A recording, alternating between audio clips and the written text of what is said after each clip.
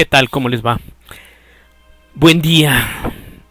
Bueno, continuando con nuestros temas en alterna, nos corresponde esta vez en la versión obviamente monofásica ver lo que implica la mejora o compensación del factor de potencia. Dado que en la utilización, y con esto quiero ser enfático, en la utilización de la corriente alterna se busca, ¿no?, tener un factor de potencia lo más cercano a la unidad. Y ello porque en la utilización, solamente en la utilización, pues es una medida de la eficiencia en la red eléctrica. Ya les digo, la corriente, perdón, el factor de potencia, o más bien dicho, la potencia reactiva es beneficioso en ciertos casos, ¿no? Pero bueno, ese es un tema un tanto más de la gente de sistemas eléctricos de potencia, ¿no?, que operan la red y que en un momento dado saben de la utilidad de estas potencias reactivas.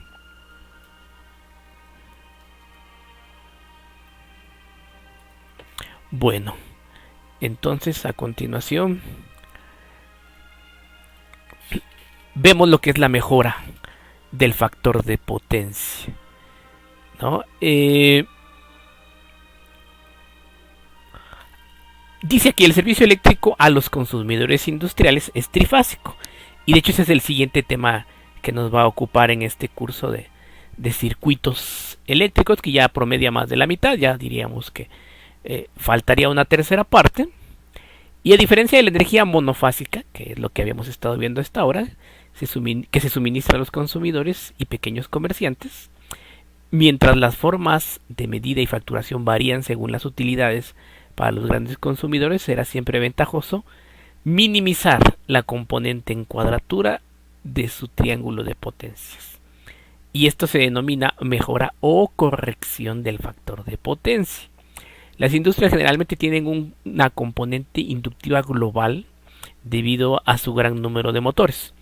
Y basta decirlo, tenemos la estadística que no ha variado mucho desde los tiempos del profesor Vargas Prudente, ¿no?, de la ESIME, donde nos hizo consultar precisamente el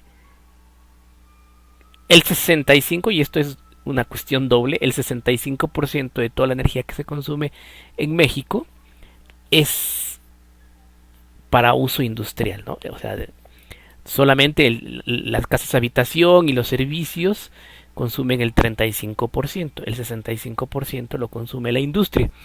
Y de ese 65%, ¿no?, que se consume a nivel industrial, el 65% de ese 65% se consumen motores eléctricos.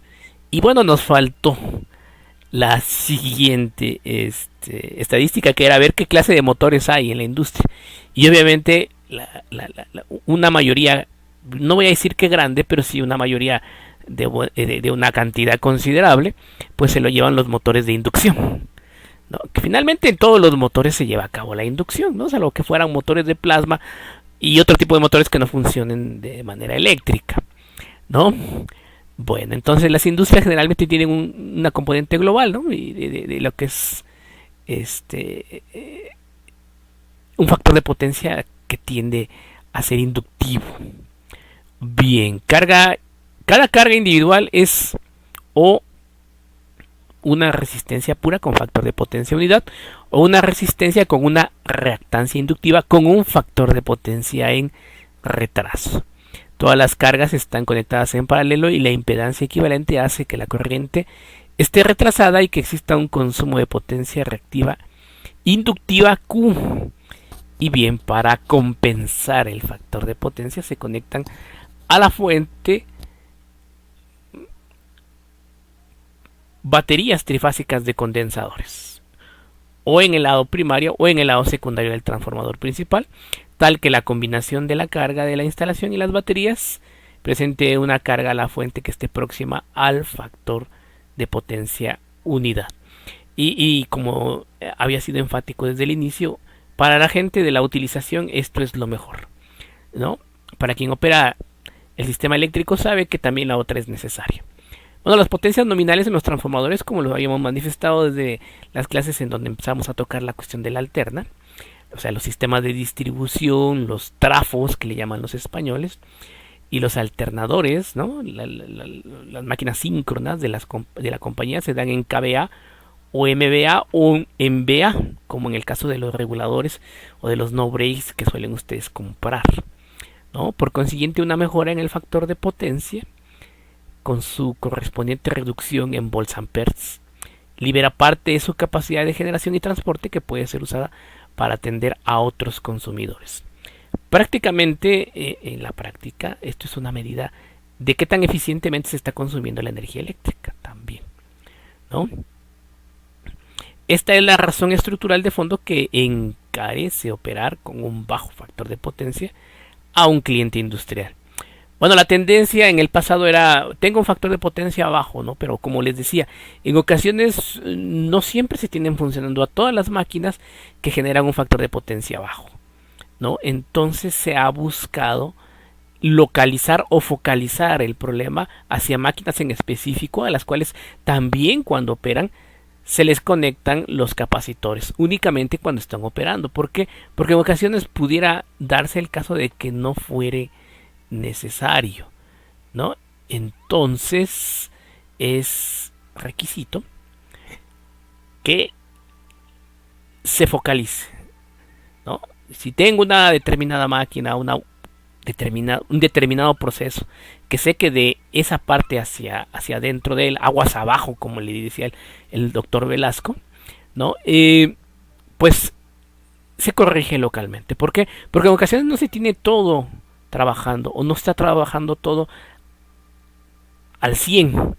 Entonces se requiere corregir el factor de potencia focalizadamente. En ocasiones igual y tengo a la gente de campo haciendo trabajo de oficina. ¿Por qué? Pues porque hay que cerrar el año.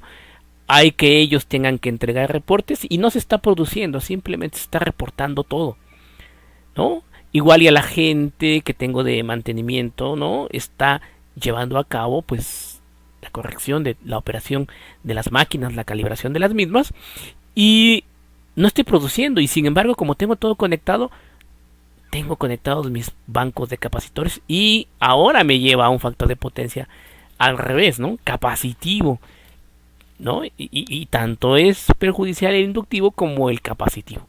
En todo caso, entonces, pues es necesario, como les decía, focalizar el problema, ¿no? Ya no se hace como en el pasado, aunque, mira, tienes un factor de potencia general y a estas horas, ¿no? Ahora con los medidores de calidad de la energía se pueden llevar a cabo mediciones por días, por semanas, y estos aparatos nos reportan, ¿no? Ya sea que lo conectemos a la computadora, nos envíen los reportes vía Wi-Fi, ¿no? Internet, y desde la industria o desde la consultoría donde alguien mida la calidad de la energía pueda determinar mediante la estadística qué días es necesario y qué días no. De forma tal que el encargado de la operación o el de mantenimiento sepa, a lo mejor con horarios, conectar determinada cantidad de bancos de capacitores. Bueno, potencias reales y la conservación de la potencia en alterna. Si tenemos un circuito como el que está abajo, ¿no? En CA con conexiones serie y paralelo o combinación de estas, la potencia aparente total del circuito sería igual a la suma de todas las potencias aparentes, ¿no? Entonces aquí tenemos S total igual a S1 más S2 más S3. Bueno, entonces la suma de la potencia activa total en un circuito es igual a la suma aritmética de todas las potencias activas, ¿no? La potencia reactiva total en un circuito es igual a la suma aritmética de todas las potencias reactivas en cada rama del circuito QT. Y pues acá tenemos, ¿no? Para sacar, ¿no? La hipotenusa del triángulo de potencias, pues coloco la potencia activa al cuadrado más la potencia reactiva. Aquí también tendría que estar al cuadrado, ¿no? Y sacar la raíz cuadrada de todo esto. Entonces aquí sí nos falló. Y el factor de potencia, pues es el cociente entre la potencia activa sobre la potencia reactiva. Observen que casi es como si fuera un cálculo de eficiencia en cierto sentido, ¿no? Bien, entonces para corregir lo que es lo que hay que hacer, ¿no? Esa es la gran incógnita, porque finalmente estamos hablando de que la hipotenusa es grande, porque a lo mejor los volsamperes reactivos o el cateto de los volsamperes activos es grande, y lo que se busca es que la potencia aparente sea muy del tamaño muy cercana a la potencia activa. Y entonces acá tengo, ¿no? Si tenemos una carga que es alimentada por una línea de tensión, la intensidad que suministra a la carga debe intentarse que sea la menor posible, ¿no? Entonces hay una disminución en I cuando también se corrige todo ello, ¿no? Esto se logra haciendo una corrección del factor de potencia con una carga inductiva resistiva. La fuente alimentará con una corriente I1. Para que la carga siga manteniendo sus características eléctricas, colocaremos en paralelo una carga capacitiva I1 y la tensión en sus terminales de la carga originada seguirá siendo VAB, ¿no? Donde el valor del capacitor que se debe colocar es de este nivel, ¿no? Entonces acá se calcula la Q, ¿no? Y P por tangente de Φ1, que sería el ángulo 1, menos P por tangente del ángulo Φ2. ¿Dónde están esos ángulos? Pues están acá. Observen con detalle que es esta misma carga, ¿no? Y que se va a colocar en paralelo a un capacitor. Si así exclusivamente esa es la carga que me afecta, esa voy a corregir. Y bien, ¿cómo lo voy a hacer o con qué lo voy a hacer? Bueno, la idea fundamental es que si tengo este triángulo de potencias acá con una gran hipotenusa, ¿no? Y este es mi Q inductiva, mi volsamperes reactivos inductivos, lo que voy a hacer es colocar una capacitancia que me reduzca, ¿no? Que me lleve hacia abajo. Si esta es la inductiva, esta es la capacitiva, y la total va a ser la inductiva menos la capacitiva, ¿no? De manera tal que pues la voy a llevar a un ángulo muy pequeño. Hemos ido avanzando en cuanto a estas peticiones. Muy seguramente antes de que yo estudiara, los años 70, 80 y 90, había factores de potencia que eran admisibles del orden del punto 8, ¿no? Ya cuando estuve yo en la escuela nos decían es punto 85. Ahora se busca llevarlo a punto 9 o a punto 95 para ir incrementando la eficiencia, sobre todo, como les decía, con aspectos más focalizados, con corregir el factor de potencia en las máquinas y no en la salida, ¿no? Obviamente que si alguien en un momento dado pues tiene de puras cargas, puras lámparas, y estas cargas no van a variar, salvo porque hay alguien que conecte uno que otro motor, incluso puede ser que y bien, ¿no? Pues coloca una determinada cantidad de carga capacitiva y ya lo lleva a la unidad o muy cercana a la unidad el factor de potencia, ¿no? Pero si en un momento, como les digo, tiene diferentes procesos, tiene diferentes naves industriales y alguien dice, no, pues lo voy a corregir de manera global, no es muy eficiente esa solución para hacer más eficiente las instalaciones, ¿no? Entonces, bueno, la capacitancia total entonces se calcula de esta forma, ¿no? Y pues vamos a ir haciendo unos ejercicios, ¿no? Que está el ejercicio de corrección del factor de potencia.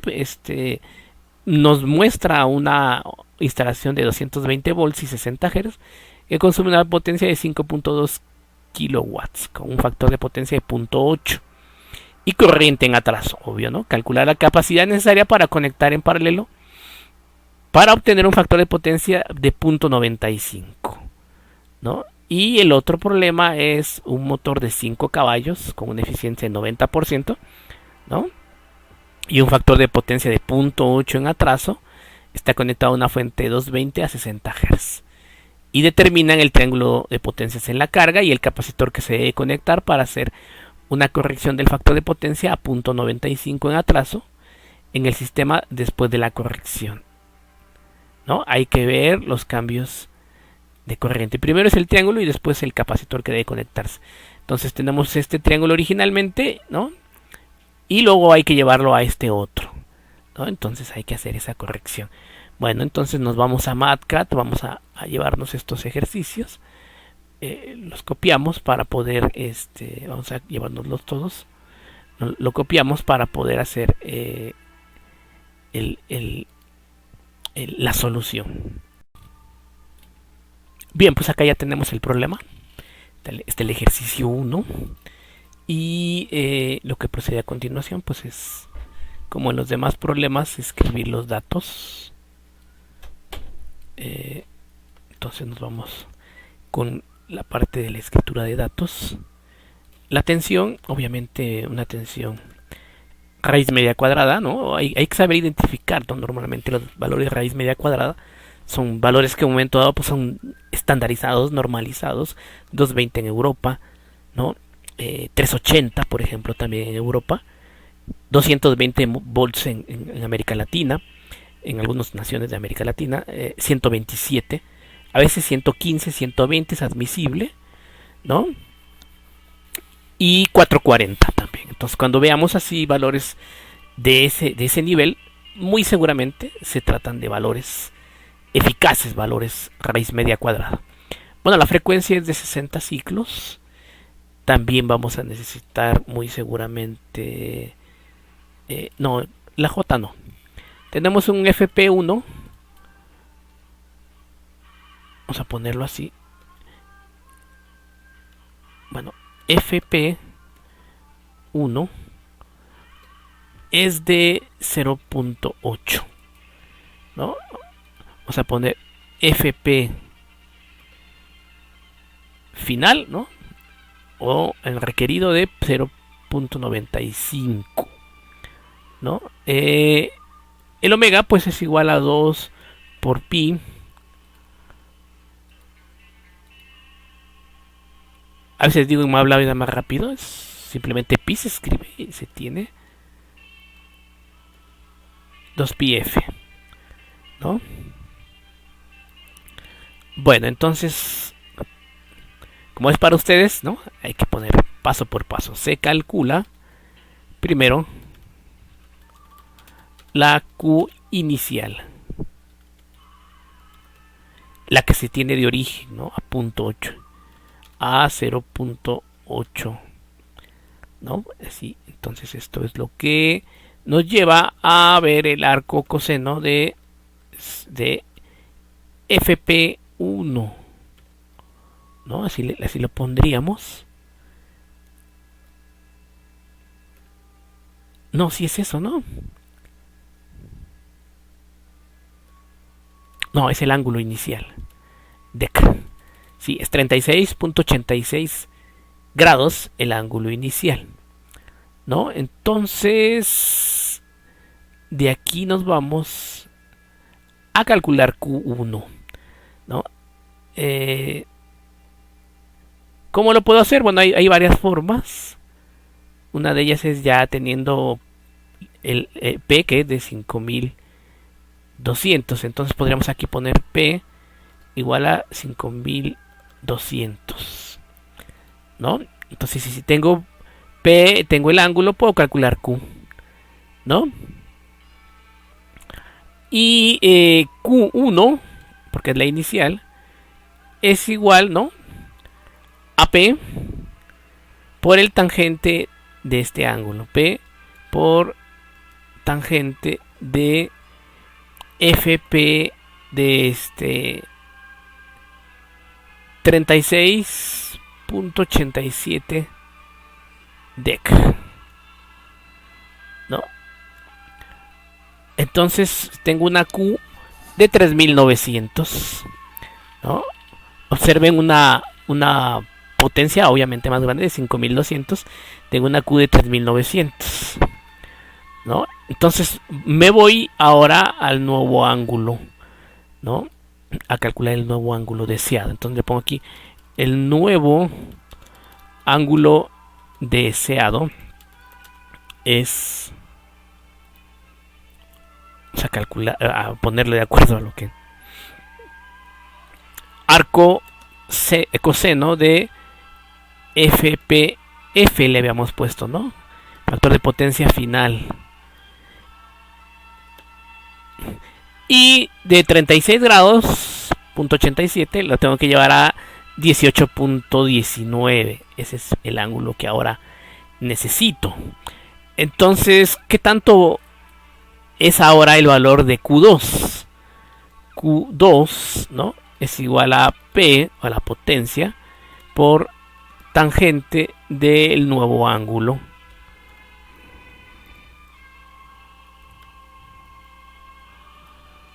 Y la nueva potencia reactiva es de 1709 volts amperes reactivos. Entonces lo tengo que llevar de 3900 a 1709, lo que me lleva a un diferencial de potencia reactiva, ¿no? Entonces lo especifico acá. La diferencia en potencia reactiva es de, y hago una delta Q, ¿no? Entonces yo hago mi delta Q. Esto lo puedo poner aquí arriba. Esto lo puedo poner más hacia acá. Esto lo puedo poner más hacia acá.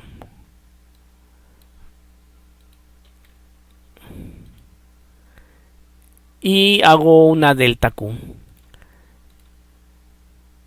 El incremento negativo, obviamente, delta Q, es igual a Q1, que es la que tiene más, menos Q2, que es la que tiene menos. Entonces, requiero 2191 volts amperes capacitivos, ¿no? Esa es mi potencia capacitiva. ¿Y qué capacitor me lo va a dar, no? Entonces, ahora voy y busco, ¿no? Ahora la capacitancia que puede compensar esa delta Q, ¿no? Entonces le pongo acá delta Q.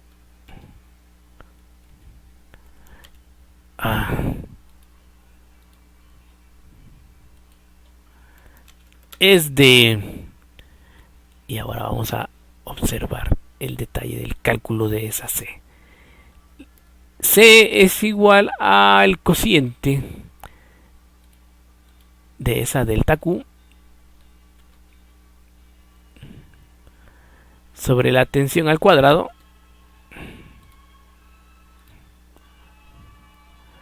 por la velocidad angular. Y eso finalmente es 1201 o 1.2 por 10 a la menos 4, ¿no? Eso aquí sería a la menos 6, ¿no? A la menos 6 serían 120. Serían 120 microfaradios. Pero, así como dirían, yo no le creo al maestro, ¿no? Entonces me voy aquí a la cuestión de ingeniería. Y sí, 120 por 10 a la menos 6. Entonces 120 microfaradios. Entonces yo escribo acá la capacitancia necesaria para reducir a tales niveles de FP2, FPF, ¿no? Es de 120 microfaradios o microfarads, ¿no? Aunque está muy extendido el uso, ¿no?, de los faradios, a diferencia de los farads, ¿no? Entonces, esa es la solución. Bueno, entonces nos vamos al siguiente.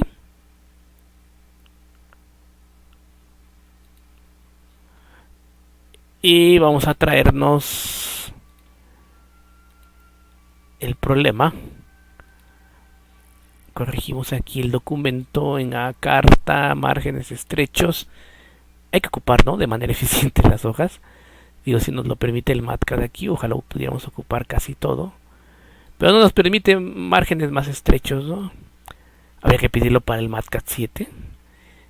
Y vamos a irnos a llevarnos este triángulo de potencias para ejemplificarlo de este otro lado, ¿no? Entonces lo colocamos acá.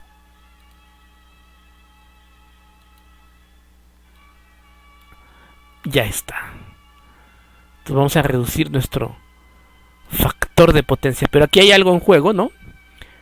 Acá nos dice de entrada, vamos a ponerlo acá, un cuadro de texto, datos, ¿no? Punto número uno, lo primero que nos marca ahí es un motor de 5 caballos, ¿no?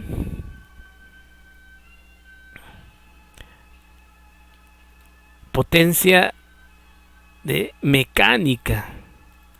Hay que observar este detalle. Cuando en un motor nos dicen que es de 5 caballos o nos especifican una potencia, es la potencia de salida. Entonces, si van a la tienda, van a la San Felipe o algún otro tianguis de motores, de chácharas de ese estilo, o a una tienda, ¿no? Bien establecida, los motores en su salida tienen eso. Normalmente también los motores tienen una nomenclatura de su eficiencia, lo cual nos dice, si es que la placa de datos no lo especifica, cuánto va a ser su consumo eléctrico. Entonces la potencia mecánica, que es de 5 caballos, ¿no? 5 por 746, ¿no? Entonces esa es nuestra potencia de salida mecánica, ¿no? Nuestra eficiencia, normalmente la eficiencia la suelen colocar con este símbolo de 0.9, ¿no? Más aún, el FP1 es de 0.8. La tensión, voltaje entre líneas, BLL, es de 220. La frecuencia es de 60 Hz. El número imaginario, que era el primero que teníamos que haber puesto, J igual a raíz de menos 1.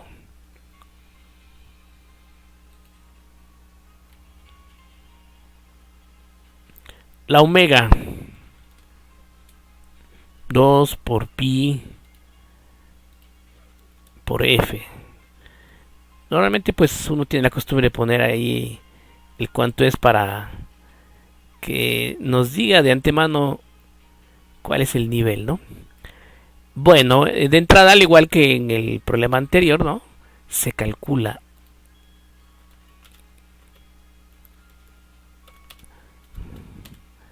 el ángulo original.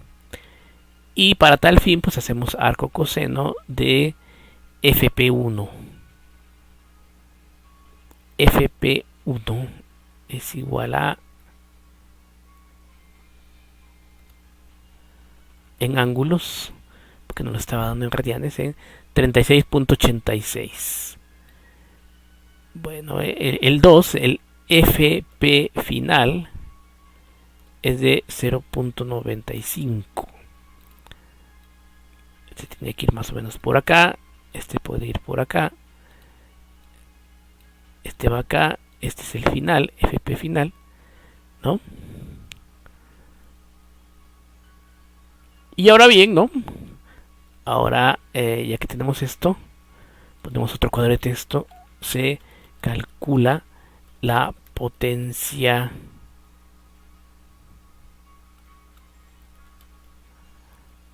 del motor con la eficiencia del mismo.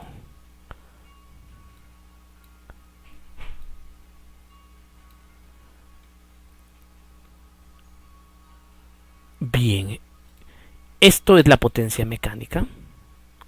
Se puede decir que es la potencia de salida, ¿no? Lo pintamos acá de formato de texto.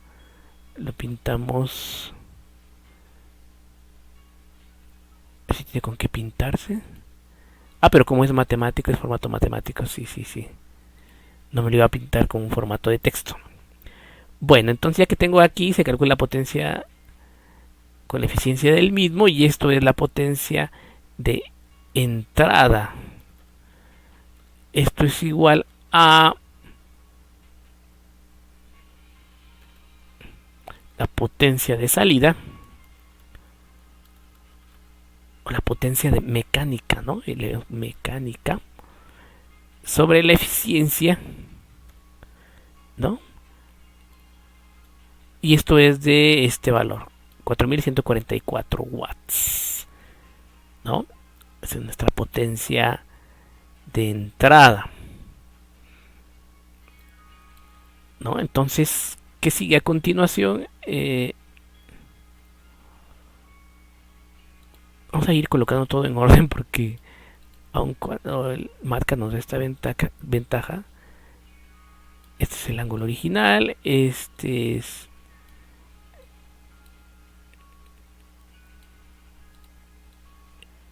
se calcula la potencia del motor con la eficiencia del mismo, y ahora nos vamos a se calcula la potencia aparente, lo que está circulando por los alambres, ¿no?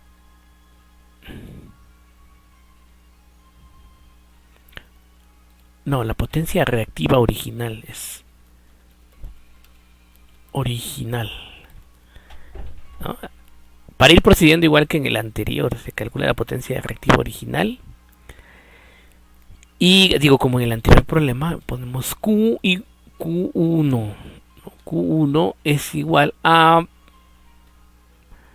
la potencia más J, digo, perdón, la potencia de entrada, ¿no? Que vendría siendo P input, le pusimos, ¿no?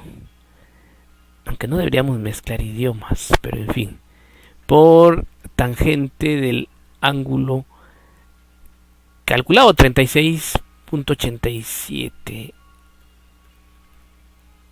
dec. Y tenemos una potencia reactiva, sí tiene un buen nivel, 3108, ¿no? Y ya con esto pues nos vamos con la potencia aparente. S igual a P, potencia de entrada, más J por Q1, ¿no?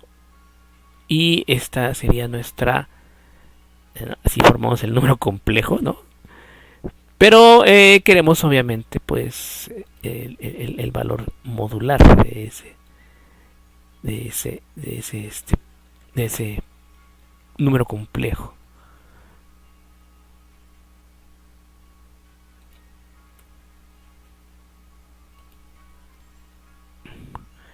Entonces nuestro valor de potencia aparente es de 5181. Entonces acá podría poner, vamos a ver si puedo poner el cuadro de texto. Sí lo puedo poner. A ver si lo respeta, ¿no? Entonces aquí va 5181.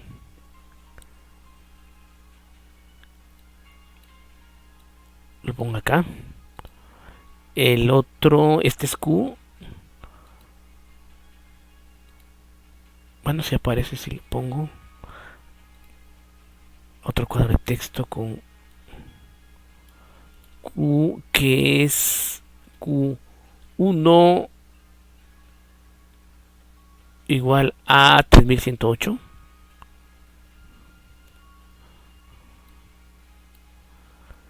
Y P, que es P igual a 4144. Lo pongo acá. Y el ángulo que es de 36.86, ¿no? Entonces pongo acá un 36.86 y le pongo aquí grados. Bueno, está acá. Este es el ángulo, este es S igual a 5181. Bueno, ya lo coloqué, ya puse la nomenclatura de mi triángulo de potencias original, ¿no? Y pues voy a calcular la compensación, ¿no? Ahora digamos que esta es la parte de la parte original, ¿no? Entonces, ahora lo deseado, ¿no? Ponemos ahora con el FP deseado y el ángulo, ¿no? Este ángulo nuevo es igual a arco coseno o inverso coseno de 0.95, ¿no?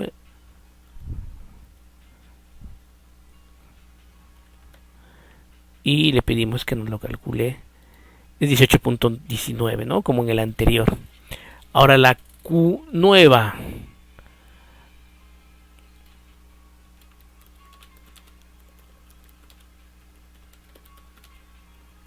deseada.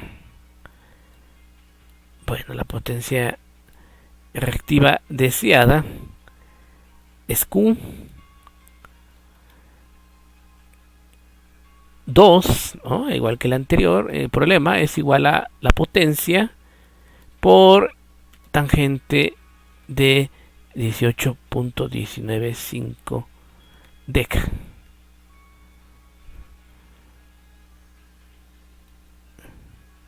Pero no le habíamos visto P nada más, sino es P es input. Ahora es de 1362 volts amperes, ¿no? Entonces la delta Q muy similar al actuar del anterior problema. La delta Q es igual a Q1 menos Q2, ¿no? Y es de 1746 volts amperes, ¿no? Y al igual que el anterior, pues ocupamos una fórmula muy similar. La capacitancia es igual a a cuánto vamos a decrementar, porque esa es la palabra clave, decrementar o incrementar de manera negativa, ¿no? ¿Cuánto le vamos a quitar prácticamente?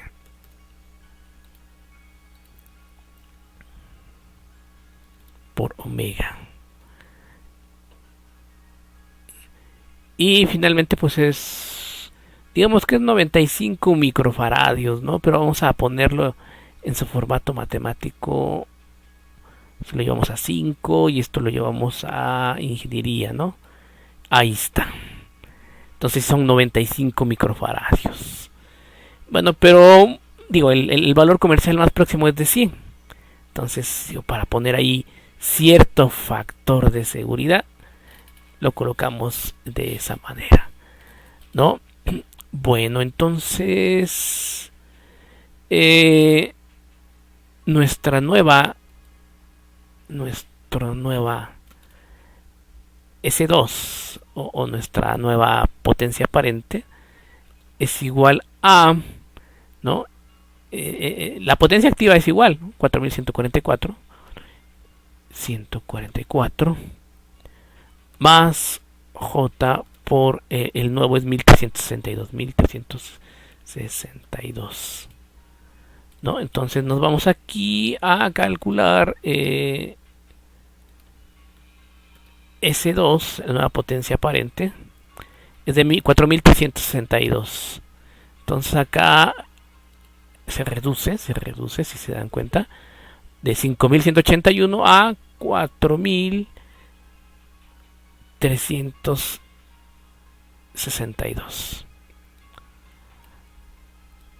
Entonces este es el nuevo, ¿no? El viejo pues es este. Lo copiamos, lo pegamos.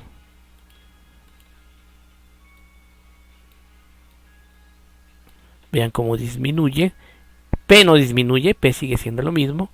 La Q1, ¿no? Esa la podemos copiar, ¿no? La pegamos. Era este valor, Q1. Y la nueva Q2, pues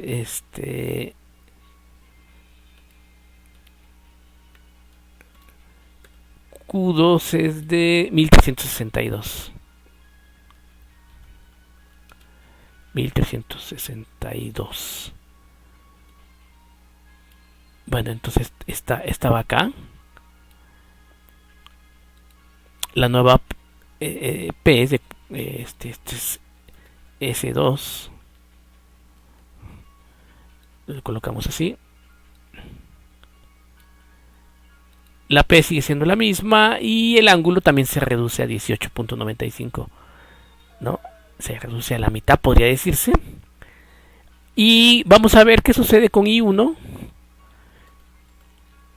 I1 o la I original es igual a S, le habíamos puesto S o S1, S nada más, sobre la tensión en líneas. Ya, es S como así, 23 amperes originalmente. La I2 es del orden de, nuevamente es igual esta S1, no, es S2 y esto es BLL y 19.82. Bueno, entonces también trabajar con factores de potencia cercanos a la unidad nos lleva a un consumo menor de intensidad y por ende un consumo, un calentamiento menor en los alambres, ¿no? Entonces vean, son casi 20, los 20 son como 3 amperes y un poquito más de 3 amperes. Bueno, por mi parte es todo, me dio gusto estar entre ustedes y bueno, esto es en cuanto a la cuestión del factor de potencia. Gracias. Bien, cuando iniciamos originalmente cualquiera de nosotros con el trabajo de lo que es los circuitos eléctricos, empezamos a hacernos ya profesionales en el manejo de la energía eléctrica, el vector energético, ¿no? Así como está los famosos trabajos de Jeremy Rifkin, ¿no? Con la economía del hidrógeno y el vector energético llamado hidrógeno. También, pues ya desde antes conocíamos al vector eléctrico, ¿no? El vector que hoy domina, ¿no? El uso final de la energía, porque finalmente también el petróleo es un vector. Cualquiera de nosotros pues no, digámoslo así, necesariamente el petróleo ya desde el punto de vista únicamente como combustible, pues no requiere, digámoslo así, petróleo. Lo que requerimos en un principio como necesidad humana es agua caliente, trasladarnos de un sitio a otro, ¿no? Necesitamos comida caliente. Todas estas comodidades que en un momento a las cuales hemos llegado como humanidad, pues requieren de energía, de mucha energía, y su uso final pues es muchas de las comodidades que tenemos, como les decía, trasladarnos, dormir con cierta climatización, comer los alimentos preparados en cierta forma, requiere energía. Y pues en un principio diría uno, bueno, como tal petróleo sí, pero como material, ¿no? Todos los polímeros que en un momento dado requerimos, pues sí, son derivados del petróleo, desde cremas hasta partes del celular, ¿no? Y bueno, ese es otro vector energético, pero pues tiene mucho más usos, ¿no? Por eso es que en un principio lo que buscamos es desplazar el uso de combustibles fósiles derivados del petróleo, pero no pensamos en lo otro, ¿no? Digo, que también seguiremos requiriendo del petróleo, pero ya más como producto para producir cosas tangibles y no tanto ya pues para moverse o para producir otro tipo de vectores energéticos como lo es la electricidad, ¿no? En tal caso pues se busca también que el hidrógeno ayude en ese aspecto.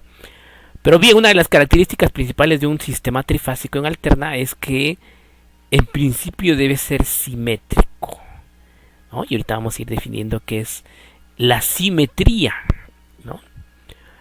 que sea balanceado o equilibrado y que sea lineal. Y nosotros tenemos otro concepto diferente al lineal de lo que tienen los matemáticos o físicos, que si bien los conceptos pueden converger, los ocupamos de diferente forma, ¿no? Entonces, vayamos avanzando. Por simétrico, ¿qué debemos de entender? Estas son las señales, o la señal trifásica, o las señales senoidales, ¿no? Monofásicas, que forman una señal trifásica. Vemos una señal de tensión A, ¿no? Que sale en 0 grados, una tensión EB que sale 120 grados hacia atrás, ¿no? Aquí lo podemos ver, esta que está en el origen, en el número de los reales, esta EB que está 120 grados atrasadas, y ese que está 120 grados adelantada o atrasada 120 grados respecto EB, ¿no? Si lo tomamos así en sentido horario, ¿no? EA va primero, EB va después y S va después. Sería una secuencia esa que pudiéramos escoger con esa convencionalidad. Si quisiéramos una secuencia inversa, ¿no? Pues esto va a girar al revés. EA, S y EB. Entonces eso dependiendo. Entonces por simétrico debemos entender las formas de onda deben ser las 3 senoidales, sin ruido electromagnético o deformación de todas o alguna de las 3 formas de onda. Semiciclos positivos y negativos de igual magnitud. Entonces, así como nosotros tenemos un eje de simetría que nos parte por la nariz y tenemos nuestra parte derecha y nuestra parte izquierda, este podría ser su eje de simetría, ¿no? Que parte en 2, en el semiciclo positivo y en el semiciclo negativo a la señal senoidal, ¿no? Entonces, por simetría debemos entender eso, ¿no?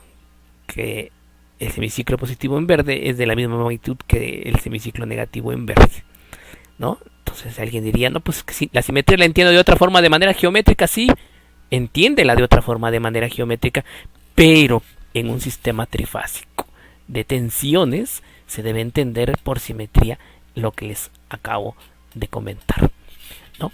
Vamos con el siguiente concepto. Por balanceado o equilibrado tiene que ver con la carga conectada y su demanda de intensidad. Si bien es cierto, ¿no? Estas fases y este neutro salen de un generador que bien podría ser un grupo electrógeno, ¿no? Salen, ¿no? Dispuestas a proporcionar una determinada corriente en cada una de las fases, va a depender de la carga que ésta sea equilibrada o no. Teóricamente hablando, un motor, ¿no? Conectado a un generador va a consumir en cada una de las fases la misma intensidad, en teoría. En la práctica suele variar un poco, ¿no? ¿Por qué? Por cualquier causa, incluso por el hecho de que en un momento dado algún trabajador haya hecho una bobina de más o una de menos o dos en cada fase.